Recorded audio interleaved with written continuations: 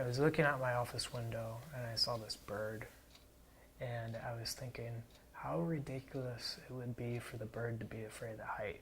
So I wrote the bird, the illustration that I made based from the bird that I was looking out the window. I just sketched it down, and then I wrote from the beak in just a repeat line, afraid of the height, and it just trailed off the page. And that was one of the first ones in that time.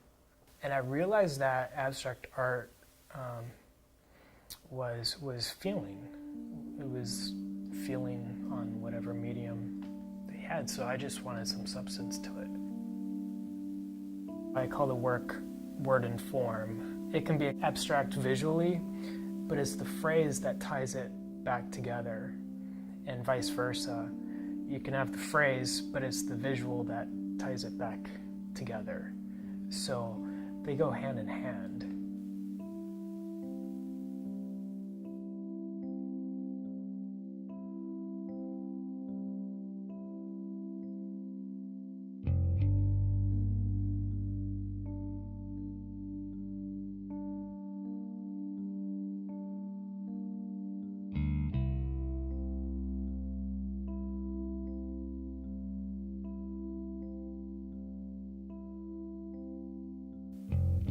I'm dyslexic.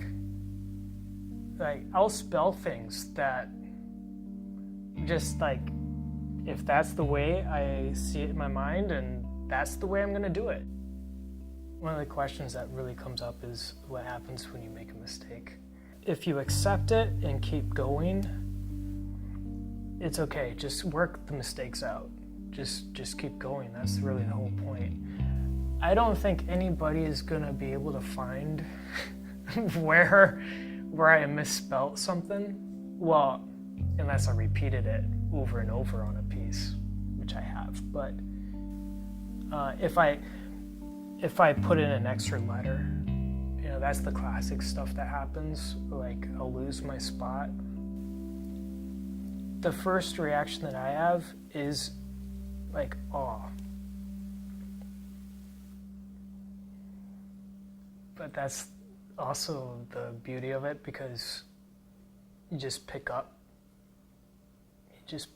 yourself up.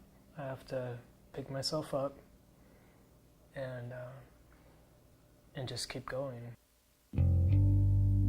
My connection with the word or the phrase and the shape does change throughout the process. I'm going to use this as an example. This piece is called Anything is Possible.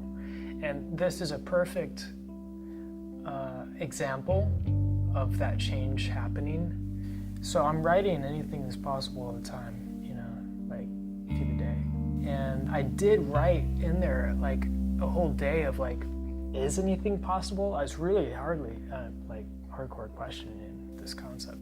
So the next day, the following day, it was really like, okay, I accept this phrase, and it ended up forming like these tree rings. I can pinpoint actually when I moved to Fairfield, it was in here. And I think this was a year mark, just about. One day here in Fairfield, I was at the St. Mary's building. I'm writing Anything is Possible. And it dawned on me why anything is possible. Anything is possible is because I am a piece of God. Once the original's done, I love to collaborate. It's one of those things that I believe that there's really power in unity, and turning these things into something more like a flock of starlings, you know. What's that word when they fly together? It's like a bunch of birds that are all individual, and all suddenly it's just a group of them turns into one body, you know, when they're flying. It's natural magic. And that's what I envision with the work and with the future of it.